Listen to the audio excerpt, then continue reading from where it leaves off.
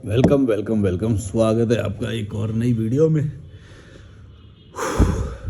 मैंने ना मैंने तो शादी करी नहीं, बच्चे करे नहीं, लेकिन कुछ लोग जो मेरे सर्कल में जिन लोगों ने शादी करी ना, वो पैसे मांगते फिरते हैं अब। मतलब इनकी ऐसी हालत हो जाती है, मतलब ज़्यादा भी दिन नहीं हुए शादी को, मतलब 1 साल भी नहीं हुआ और इनको पैसे की ऐसी ज़रूरत पड़ने लग जाती है कि पैसे मांगने पड़ते हैं। मेरे को आज तक किसी से 1 रुपया मांगने की ज़रूरत नहीं पड़ी। मैं पैसे जमा करता हूँ, ना मैं LIC भरता हूँ, ना मैं मेडिक्लेम है मेरा, ना कोई खर्चे हैं, ना घर का कोई खर्चा है, ना ये सब है। कुछ खर्चा नहीं है मेरा ज़्यादा, है ना। तो मेरे को कभी पैसे की ज़्यादा ज़रूरत पड़ती नहीं है। लेकिन कुछ लोग जो शादी कर लेते हैं, उनको भाई साहब पैसे की इतनी कमी होती है, ये लोग कहाँ खर्चा करते हैं पता है। मेरे को तो दिमाग ख़राब होता है मेरे से। भाई तुमने पूछ के तो शादी करी नहीं, तुमने क्यों करी शादी? अगर तुम्हारे बस की है नहीं, तुम्हारे पास पैसा है नहीं, भीख क्यों मांगते हो फिर तुम मेरे से या हम जैसे आज़ाद लोगों से? भाई तुम्हें नहीं पता क्या खर्चा होता है? और जब औकात है नहीं है तुम्हारी शादी करने की, तो शादी क्यों करते हो? और ऊपर से बच्चे भी कर लेते हो, बच्चे भी कर लेते हो। तुम्हें को किसने बोला शादी करने के लिए, बच्चे करने के लिए? अपनी मर्जी से करते हो। या अगर माँ बाप के प्रेशर में भी करते हो तो भी तो तुम्हारा स्वार्थ है ना वहाँ पे। देखो, डरपोक इंसान ये नहीं बोल सकता कि हमारे तो शादी करवा दी गई। भाई तुमने जूते मारे क्या अपने माँ बाप को? अपने माँ बाप को जूते मारो। रिश्तेदार है, कोई प्रेशर बना रहा है, जूते मारो अपनी आदत। ये नहीं तुम बोल सकते कि हमारे तो ज़बरदस्ती शादी करा दी गई। मैं मानता हूँ कि ये चीज़ ये सबके लिए आसान नहीं होगा और बहुत वो होगा, लेकिन अगर तुमने ये नहीं किया और तुम्हारे माँ बाप ने तुम्हारी ज़बरदस्ती शादी करा दी, तो तुम ये नहीं बोल सकते कि हमारे माँ बाप ने ज़बरदस्ती शादी करा दी, क्योंकि तुमने भी तो अपने माँ बाप को जूते नहीं मारे। तुमने भी तो अपनी फाइनेंशियल कंडीशन को सुधार के या रिस्क लेके या पैसे कमाना शुरू नहीं करा। ये सारी चीज़ें तुमको भी कमज़ोर बनाती हैं। तुम सारा बिल नहीं फाड़ सकते सामने वाले पे, क्योंकि 18 साल के तुम हो गए। वैसे मैं फिर भी ज़्यादा 99% तो उन्हीं का ही मानता हूँ, क्योंकि वो जानबूझ के तुमको ऐसा लल्लू बनाते हैं कि जब तक तुम्हारी शादी ना हो जाए तब तक तुम लल्लू बने रहो और तुम्हारे पास ये कभी पावर, ये सोचने की क्षमता भी ना आ पाए कि तुम इंडिपेंडेंट भी जीवन जी सकते हो। समझ रहे हो मैं क्या बोल रहा हूँ? 18 साल का व्यक्ति आराम से सब कुछ मैनेज करते हुए अपनी पॉकेट मनी से सब कुछ चला सकता है, अपना जीवन यापन कर सकता है। लेकिन कभी भी माँ बाप उसको ऐसा नहीं बनाते कि तू 18 साल में यानी कि 19 का जैसे होगा तो तेरे को ना, तू सब कुछ कमा पाएगा और तू घर भी चला पाएगा, रेंट पे लेके तू रह भी पाएगा, या फिर होटल, या जैसे मैं रहता हूँ होटल हॉस्टल, तू अपना जीवन यापन कर लेगा हमारे बिना, मतलब कि बिना किसी हेल्प के कर लेगा। वो ऐसा कभी भी नहीं तुम्हें बनाएंगे आज़ाद। पता है क्यों? ताकि शादी होने तक तुम उनके गुलाम बने रहो। तुम्हें डर लगेगा हमेशा उनसे क्रांति करने में, उनसे लड़ने में डर लगेगा। क्यों डर लगेगा पता है? क्योंकि वो जानबूझ के तुम्हें कमज़ोर बना के रखते हैं। तुम्हें कमज़ोर बना के रखा जाता है ताकि तुम उनकी शादी वाली बात को जानबूझ के मान लो। तुम्हें जानबूझ के कुकिंग नहीं सिखाई जाती है ताकि तुमको ऐसा लगे कि ओके, मेरे को कुकिंग के लिए बहुत, मतलब पत्नी तो चाहिए ही ना, तो तुमको ऐसा लगेगा कि ये तो नॉर्मल है। जबकि तुम्हारे पास, तुम्हारे जीवन में एक बैल बांध दिया जाएगा, मतलब ऐसी घटिया सी नौकरानी सी पत्नी बांध देंगे, या फिर तुमको मतलब ऐसे कंडीशन तुम्हारी बना देंगे कि तुम्हें लगेगा कि ये तो ज़रूरी है, ये तो करना ही है। तुम इतने कमज़ोर होगे, तुमको इतना कमज़ोर बनाया जाएगा कि तुम उनके खिलाफ क्रांति नहीं कर पाओगे और तुम उनको जूते नहीं मार पाओगे कभी भी। जूते मारने के लिए तो इंसान को यहाँ से पावरफुल होना पड़ेगा। जैसे मैंने सबको जूते मार के, मेरे को घंटा फ़र्क नहीं पड़ता, कोई भी हो, मेरे को नहीं फ़र्क पड़ता। मेरी मर्जी, मेरा जीवन, मेरे डिसीजन। मैं गलती करूँगा, मैं सीखूँगा, मेरे को जो करना है मैं खुद करूँगा। मेरे को किसी का वो नहीं करना। लेकिन मेरे साथ ऐसा क्यों हुआ और तुम्हारे साथ ऐसा क्यों नहीं हो रहा, उसमें 2 प्रॉब्लम है। एक तो तुम सबको अच्छा लगाने की सोचते हो, मैं अच्छा नहीं लगाता। भाड़ में जाए, भाड़ में जाए, पूरी दुनिया भाड़ में जाए, मेरे अलावा पूरी दुनिया भाड़ में जाए, क्योंकि किसी को किसी के सुख से लेना देना नहीं है। कोई भी मेरा, चाहे मेरे माँ बाप ही क्यों ना हो या इंसान धरती पे कोई भी क्यों ना हो, वो मेरा सुख नहीं चाहता है। एक बात याद रखना, अगर वो मेरा सुख चाहते तो वो मेरी खुशी में खुश होते, ना कि वो ये बोलते कि नहीं नहीं शादी करना तो ज़रूरी होता है तो ये कर। अगर वो मेरी खुशी में खुश होते, या तुम्हारे माँ बाप भी, अगर वो तुम्हारी खुशी में खुश है ना, तो वो तुम्हें आज़ाद देखना चाहेंगे, ना कि तुम्हें बांधना चाहेंगे समाज के प्रेशर में कि नहीं नहीं बेटा शादी कर ले और हमारी भी इज्जत बन जाएगी समाज में, हैं। तुम्हें बांध देंगे अपनी समाज में इज्जत बनाने के लिए। और अगर तुम अकेले रह गए तो तुम आवारा हो ना। अगर अकेले रह गए तो तुमके कुछ कमी रह गई ना, हैं। अकेले रह गए तो तुम तो नामर्द हो, तुम तो ये हो, तो तुम्हारे लिए लड़ेंगे नहीं वो समाज से। तुम समझ रहे हो? बल्कि ये होना चाहिए कि तुम्हारी खुशी के लिए उनको समाज से लड़ना चाहिए और वो खुद समाज बन के तुम्हारे ऊपर लानत लगा देते हैं, पूरी ज़िंदगी की लानत लगा देते हैं, तुमको बांध देते हैं, तुम्हें गुलाम बना देते हैं। अब तुम्हें काम करना पड़ेगा, एक बार जैसे शादी हो गई घर लेना पड़ेगा, फिर तो काम करना ही पड़ेगा, ईएमआई बन जाएगी और ये सब। तो उनको कोई भी अच्छा जो माँ बाप होगा, और मैंने देखे हैं ऐसे माँ बाप भी होते हैं जो बेटे की खुशी के लिए या बेटी की खुशी के लिए पूरे समाज से लड़ जाते हैं कि भाड़ में जाओ भाई, मेरी बेटी चाहती है कि पढ़ाई करेगी, अभी तो पढ़ाई करेगी, या फिर नहीं करना चाहती अभी पढ़ाई, वो ट्रैवल करना चाहती तो वो उसकी मर्जी। वो ऐसे नहीं करते कि भाई ओ हमारे समाज का प्रेशर आ रहा है, चलो अब शादी कर ले, उसने भी शादी कर ली, इसने भी शादी कर ली, तू तो उससे भी बड़ा है, उसकी शादी हो गई और तूने अभी तक शादी नहीं करी।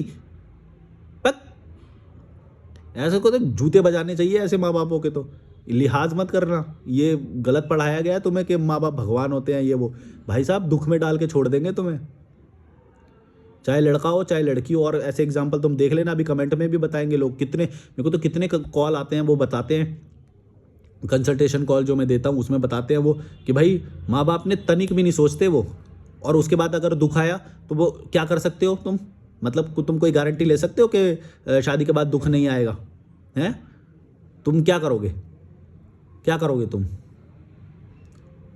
शादी के बाद पैसों की कमी एकदम से आएगी, फ्यूचर बनाना पड़ेगा। बहनचोद ये मेंटल ट्रॉमा में रहते हैं ये हस्बैंड लोग तो पैसे कमाने के लिए, और इनको कोई लेना देना नहीं होता माँ बाप को। मतलब बुरा तो उन्हें भी लगता है, मतलब माँ बाप को भी बुरा तो लगता ही है कि चलो मेरा बेटा दुख में है या वो, लेकिन तुमने करा क्यों फिर ऐसे, तुमने दुख में डाला क्यों? भाई एक्शन लेने के बाद तुम ये थोड़ी बोल सकते हो कि हाँ हम तो चाहते तो सुखी थे बेटे का, लेकिन अब ये तो करना ही पड़ता है, लाइफ तो ऐसी ही होती है। नहीं होती है, लाइफ बहुत अच्छी भी होती है। तुमने समाज के प्रेशर में आके अपने बेटे की ज़िंदगी ख़राब करी है, बेटी की भी, बेटियों की भी करते हैं। तुमको बस लगता है कि तुम भला कर रहे हो, लोगों का भला नहीं कर रहे हो तुम। जैसे वो वजीर की एक कहानी है ना, तलवार से मक्खी को मार रहा होता है, तो मक्खी जाके राजा की गर्दन पे बैठ जाती है, और वो तो मक्खी को मार रहा है, उसे लग रहा है मैं भला कर रहा हूँ कि राजा को परेशान कर रही है मेरे ये मक्खी, तुच्छ मक्खी, और मक्खी गले पे बैठी हुई है, और उसने तलवार चला दी, राजा की गर्दन कट गई। अब बताओ इंटेंशन से कुछ होता है क्या? इंटेंशन तो उसके भी अच्छे थे, वो चाहता था कि राजा की नींद ना खराब होए, और ये मक्खी उसका मेरे राजा का वो खराब कर रही है, और उसने जो चला दी। इंटेंशन से कुछ होता है क्या? एक्शन से होता है, मतलब उसके रिजल्ट से होता है। तुमने जो रिजल्ट दिया उसमें तो तुमने उसको मार ही दिया वजीर ने, तो तुम मूर्ख ही तो कहलाएगा, मूर्ख ही तो कहलाएगा। अब इस पे जस्टिफाई कर सकते नहीं, नहीं चाहता तो भला ही था ना, वो चाहता था कि वो मक्खी बैठ के ना उसको परेशान ना करे। चाहने से क्या होता है? चाहने से क्या होता है? रिजल्ट से होता है। जो भी तुमने एक्शन लिया उसका रिजल्ट अच्छा आना चाहिए। तुम रिजल्ट अच्छा देते हो क्या? तुम शादी जब करवाते हो तुम गारंटी लेते हो कि तो रिजल्ट अच्छा आएगा, तो फिर तुम ज़बरदस्ती क्यों करते हो शादी के लिए, बच्चे के लिए? बाद में फटी रहती है, बेटे की भी बेटी की भी, जिसकी भी शादी तुम करते हो उसकी तो फटी रहती है। परफ्यूम मान लो यार, थोड़ा वो दिख जाता है ना।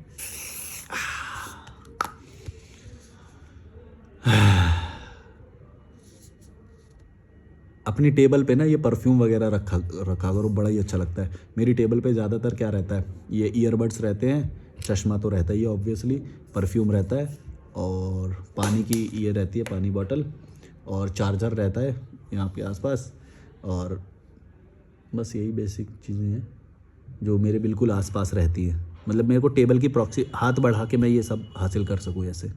वैसलीन, होठ के लिए मेरे वैसलीन रहती है, और तो यही चीज़ें हैं। मैं क्या बोल रहा था, मैं क्या टॉपिक में जंप कर जाता, वैसे तुम भी बोल लोगे इतना इमोशन वाली बात बोल रहा है, बीच में परफ्यूम दिख गया तो परफ्यूम मार के वो ऐसे बात करने लग गया। मेरे को खुद भी लगता है यार, क्योंकि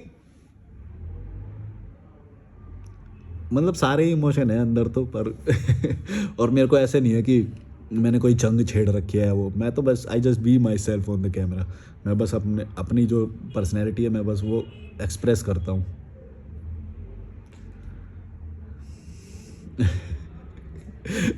पर कभी कभी मैं देखता हूँ तो फिर मैं खुद हंसता हूँ यार।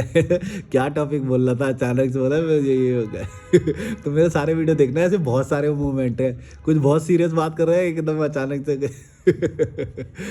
ऐसे ही होना चाहिए इंसान को, फ्री होना चाहिए। ये फ्री होने की निशानी है। मैं किसी इमोशन से बंधा हुआ नहीं हूँ। जब मेरे से बोलोगे वो इमोशन रियल निकलेगा, लेकिन मैं उससे बंधा हुआ नहीं हूँ कि मैं उसी को लेके बैठा रहूँगा। भाड़ में जाए, मेरे तो मस्त जीवन चल रहा है। क्या बोल रहा था मैं, भूल भी गया।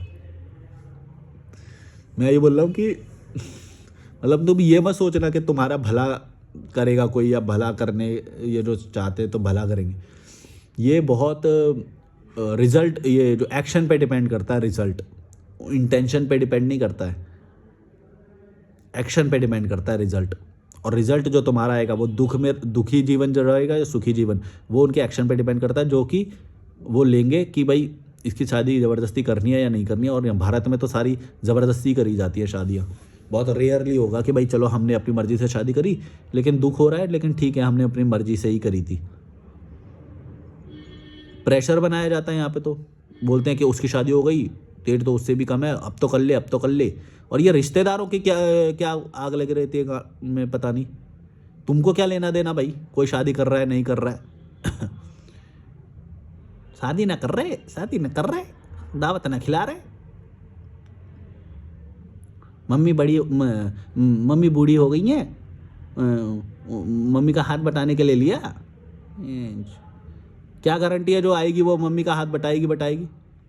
क्या गारंटी है? अगले दिन किचन सेपरेट हो जाते हैं भाई, अगले दिन। गारंटी है कोई को हाथ बटाने वाली आएगी? कहाँ से लॉजिक लेके आती हैं ये रिश्तेदारनियां जो होती हैं ना बहन, ये तो सबसे ज़्यादा खाली होती हैं, नौकरानी होती हैं, इनके बस की कुछ नहीं होती, आ जाएंगी। शादी न करे।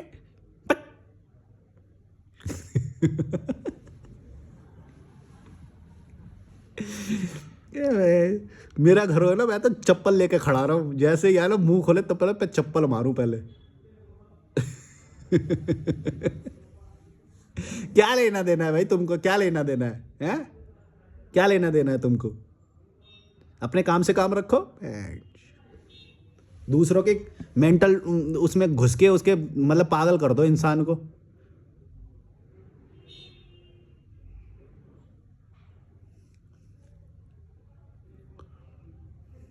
शादी ना कर रहे।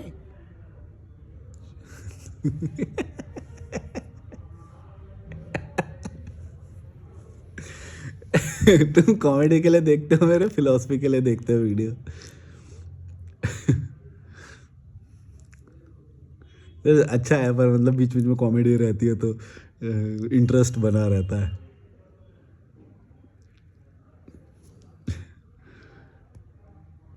खुद बड़ी खुश हो गई जैसे शादी करके, हैं? नौकरानी कहीं की। जो आज़ाद होती है ना भाई, मैंने देखे आज़ाद लोग, उनको फ़र्क नहीं पड़ता। वो बोलते हैं ओके टेक योर टाइम, जब अच्छा लगे आराम से करो शादी, नहीं लगे तो ठीक है नहीं करो, जब कंफर्टेबल लगे, जब फाइनेंशियल कंडीशन अच्छी हो तब करो शादी। क्या दिक्कत है? शादी में दिक्कत नहीं है।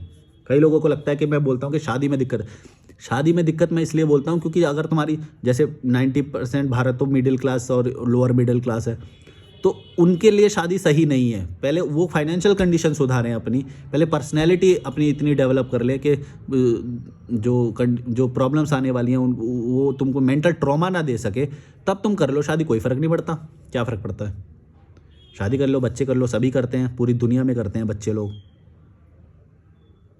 प्रॉब्लम वो नहीं है, प्रॉब्लम है कि तुमको तैयार भी नहीं किया गया शादी के लिए, और तुमको बस चेप दिया गया उस शादी में, फंसा दिया गया उस शादी में, और तुम ना उसके लिए मेंटली तैयार हो, ना फाइनेंशियली तैयार हो, ना फिजिकली। तो चलो फिजिकली तो कुछ नहीं होना तैयार,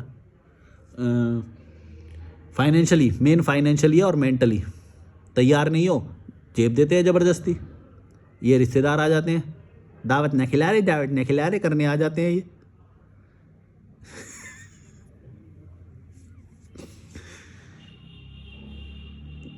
इसीलिए शादी ना कर रहे कि दावत खिलानी पड़ेगी, हैं अफसर? इसीलिए ना शादी कर रहे। तो मेरे पापा का घर है, सच में मेरे पापा। मेरा घर होता, घर में एंट्री ना देता। घर में एंट्री क्या, एड्रेस ही ना देता ऐसे लोगों को तो मैं, जिनको ये शादी बहुत बड़ी बात लग रही है और हमारे पर्सनल डिसीजन में घुस घुस के मेंटल ट्रॉमा दे रहे हैं हमें। हमारे पर्सनल डिसीजन में तुम्हें क्यों घुसना है? और कुछ तो इतने गंदे रिश्तेदार आते हैं, सैलरी पूछते हैं, बोलते हैं कितना कमा रहे हो ये बताओ। तुम्हें क्या लेना देना भाई कितना कमा रहे हैं? अपने काम से काम रखो। आयो आओ समोसा खाओ, चाय पियो, निकलो यहाँ से। जॉब लग गई, अच्छा कितने कमा रहे हो? तुम्हें क्या लेना देना?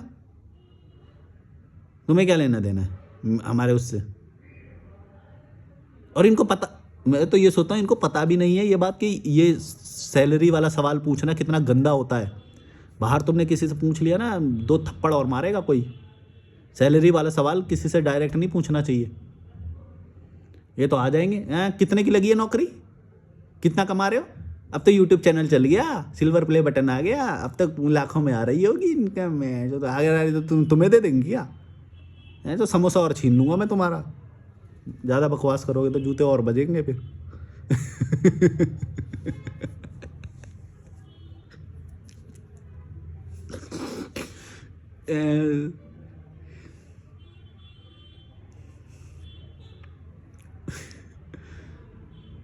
सैलरी कितनी है, तुम्हें क्या लेना देना? पता नहीं यार। मतलब एक बात बोलूँ, पता है बात क्या है, गुस्सा क्यों भी आ रहा है? ये जो रिश्तेदारियाँ बनाई हुई होती है ना, ये मेरे पापा के द्वारा बनाई गई हैं, समझ रहे हो? मैंने अपनी लाइफ में कोई भी व्यक्ति ऐसा नहीं जोड़ा जो मेरे को ऐसे दुख दे सके। तुम समझ रहे हो क्या हो रहा है? ये जो समाज होता है, ये जो गंदा गला सड़ा समाज है जो आके तुमको प्रॉब्लम दे रहा है, ये तुम्हारे माँ बाप द्वारा बनाया गया है।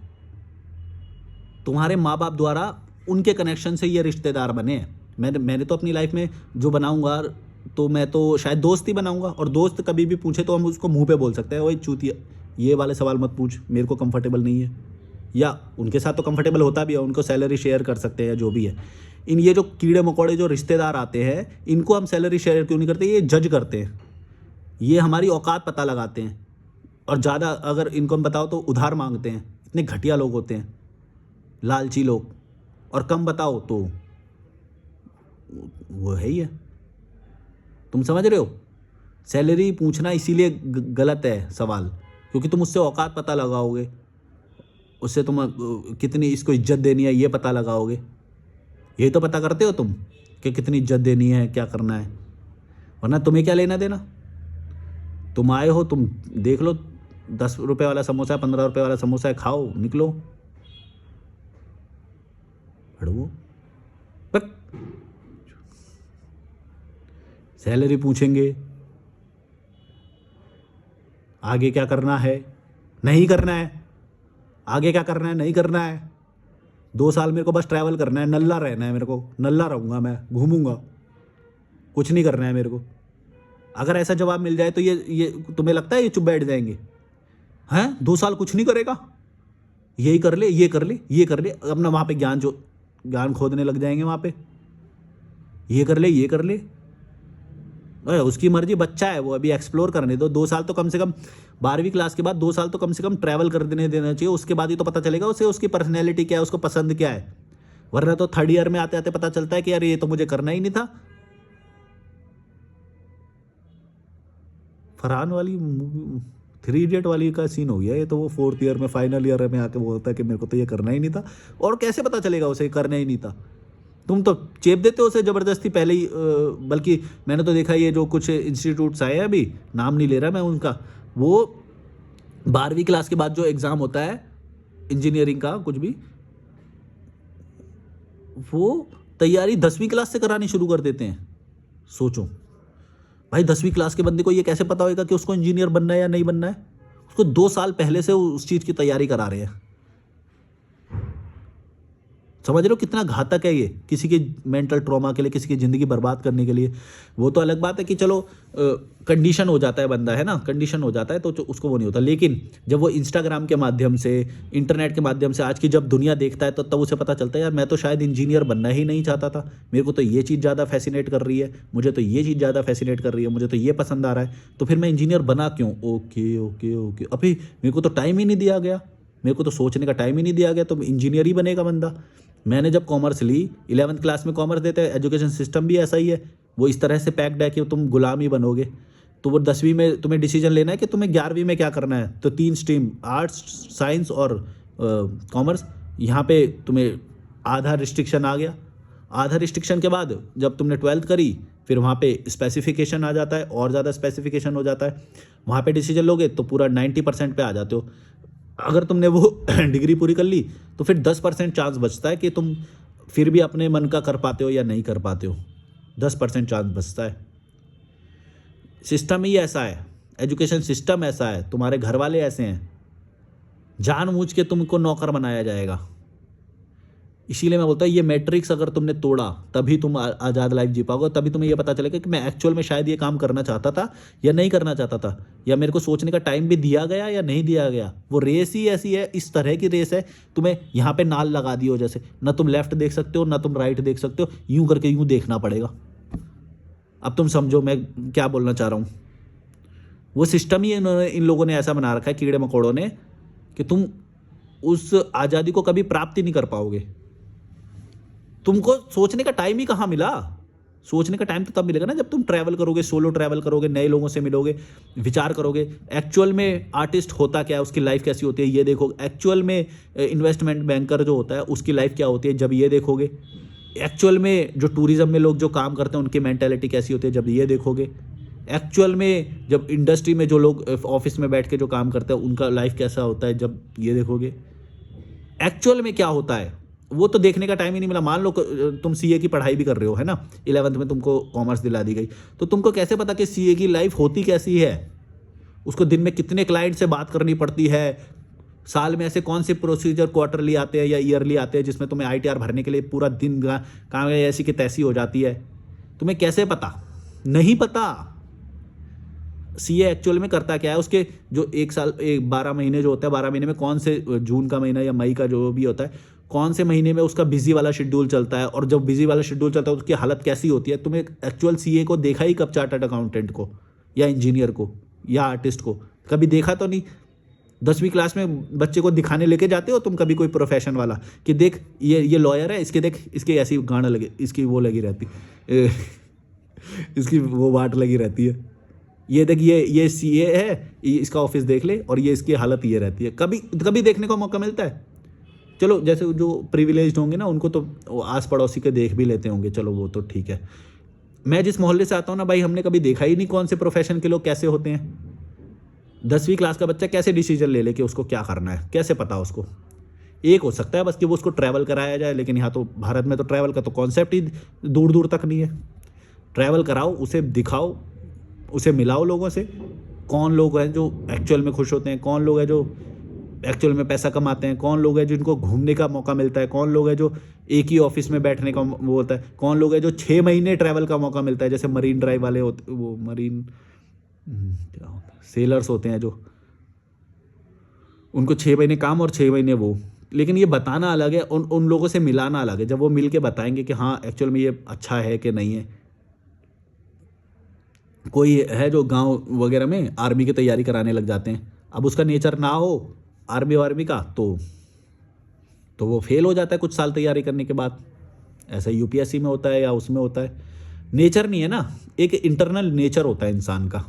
अगर वो उस गोल से अलाइन नहीं कर रहा है, मैच नहीं कर रहा है, तो वो बस तैयारी करता रहेगा और लास्ट में फेल हो जाएगा। जो ज़्यादातर लोग फेल होते हैं उसका कारण क्या है? यही तो है। और दूसरा कारण ये भी है कि उन सबको तुमने उस एक रेस में लगा रखा है, जिस रेस में सारे लोग तो कभी पास हो ही नहीं सकते।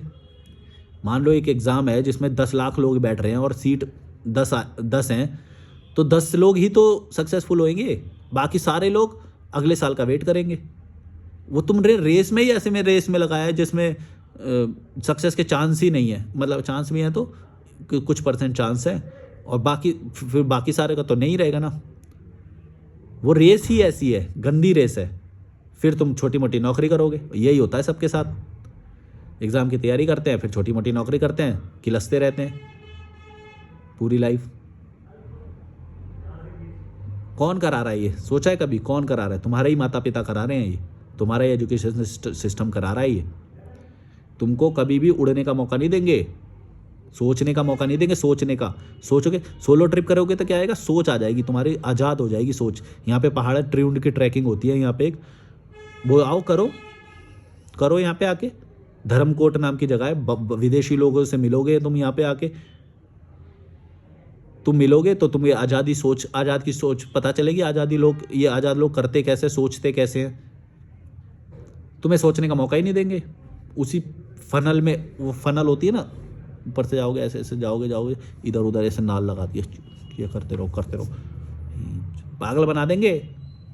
इनकी सुनना मत, जूते बजा देना, सच बता रहा हूँ। जैसे ही तुम्हें लगे कि हाँ मैं थोड़ा पैसा कमा सकता हूँ, मैं तो अपने लाइफ जी सकता हूँ, जूते बजा देना, वरना फंसा देंगे तुमको। शादी में फंसा देंगे, एजुकेशन सिस्टम में फंसा देंगे। और अपने मन की करना। कभी ये मत सोचना कि मैंने ये डिग्री कर ली है तो फिर अब मैं यही काम करूँगा, ऐसा मत सोचना कभी भी। डिग्री कर ली, इट्स ओके, कोई बात नहीं। टाइम वेस्ट कराया तुम्हारे माँ बाप ने, कोई बात नहीं। मैंने भी मास्टर्स किया, मैंने बीकॉम किया, फिर एमकॉम किया, और उसका मैं आज कोई भी काम नहीं कर रहा हूँ उससे रिलेटेड। शुरुआत में करी थी छोटी मोटी जॉब्स वगैरह करी मैंने, प्राइवेट में जॉब्स करी, उससे सीखने को भी मिला, ठीक है, लेकिन ऐसा नहीं है कुछ भी कि कुछ ज़्यादा ही खास सीखने को मिल गया। वो तो मैं ट्रैवल में भी सीख लेता। बस एक ही सीख मिली कि जो मैं तुम लोगों को ये जो सिखा रहा हूँ, यही सीख मुझे मिली कि मन का काम करना हमेशा, मन का। एक मूवी सजेस्ट कर रहा हूँ, वो देख लेना, रणबीर कपूर की, इम्तियाज़ अली की मूवी है तमाशा, वो देख लेना एक बार जाके। जो लोग अपने मन का नहीं करते वो पूरी ज़िंदगी कुड़ते रहते हैं, ये उस मूवी में दिखाया गया है। मन का काम करो।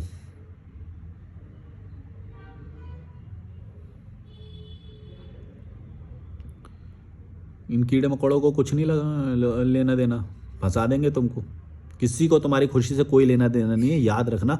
हर किसी का, हर रिलेशन का स्वार्थ होता है, हर रिलेशन का। जैसे ही तुम आज़ादी की तरफ जाओगे, वो रिलेशन में जो भी है ना, वो उसकी यूँ होने लग जाएगी, अरे मेरा बेटा आज़ाद हो रहा है, अरे मेरा हस्बैंड आज़ाद हो रहा है, लिबरेट हो रहा है, ओ नहीं नहीं, ऐसे तो हमारा ये पूरा परिवार तबाह हो जाएगा। गवर्नमेंट का भी सेम है। अगर तुम आज़ाद हो गए तो सिस्टम थोड़ी चलेगा ऐसे। तुम आज़ाद हो गए तो अपनी खुशियों का वैल्यू देने लग जाओगे। तो सिस्टम ये ऐसे नहीं चलेगा जैसा अभी चल रहा है। अभी ऐसा सिस्टम ऐसे इसलिए चल रहा है क्योंकि तो जो अमीर लोग हैं, जो ऊपर नेता लोग बैठे हैं, उनके लिए तुम काम कर रहे हो अभी, समझ रहे हो, उनके तुम हाथ पैर हो, जो तुम उनके लिए पैसा कमा रहे हो। अगर तुम आज़ाद हो गए तो तुम अपने लिए जीना शुरू कर दोगे, जैसे मैं जी रहा हूँ। तो क्या है, सिस्टम वहाँ पे उनका, अमीरों का सिस्टम बैठ जाएगा, नेता लोग जो है, बिजनेसमैन जो है, उनका सिस्टम तो बैठ जाएगा। समझ रहे हो मैं क्या बोल रहा हूँ। और कई लोग यही तर्क देते हैं, बोलते हैं भाई तुम्हारी बात सब लोग मानने लग गए तो सिस्टम तो बैठ जाएगा। भाई किसका सिस्टम बैठ जाएगा ये तो बताओ। उनका सिस्टम चला के तुम उनका सिस्टम चलाने आए हो क्या तुम दुनिया में? अमीर लोगों का सिस्टम चलाने आए हो? बैठ जाए तो बैठ जाए। पॉलिटिक्स है वो, हमारा कौन सा वो सोच रहे हैं जो हम उनका सोचेंगे? हमारा वेलफेयर सोच रहा है क्या कोई जो ऊपर बैठे हैं? तुम उनका सिस्टम चलाना चाहते हो?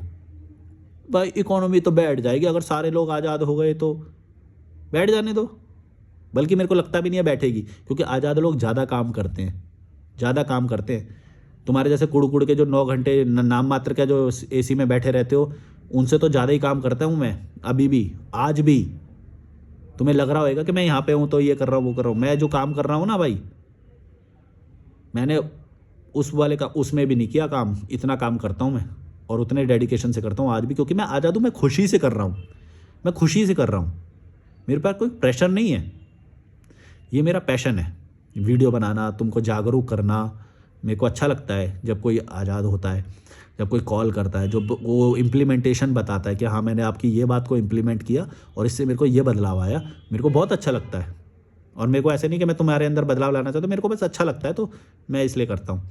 कि मैंने अभी स्टोरी लगाई थी इंस्टाग्राम पे, तो एक ने बोला कि आप लोगों का इतना ही भला चाहते हो तो फिर कॉल के पैसे क्यों लेते हो आप? क्यों नहीं लूँ पैसे? मैं अपना खर्चा कैसे चलाऊँगा? कीड़े मकोड़ो, तुमको ये जलन क्यों होती है जब कोई पैसे कमाता है तो?